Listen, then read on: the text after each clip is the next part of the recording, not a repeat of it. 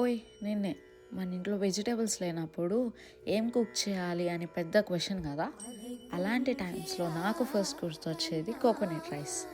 ఇంట్లోనే అవైలబుల్గా ఉండే సింపుల్ ఇంగ్రీడియంట్స్తో ఈ రెసిపీని ఈజీగా ఆరోమాటిక్గా చేసేసుకోవచ్చు. మరి రెసిపీ చూసి చేసేయండి. కన్నా మానసమణి పొంగేనా నీ నవరస మోహన వేణుగానమది అలై పొంగేనా కన్నా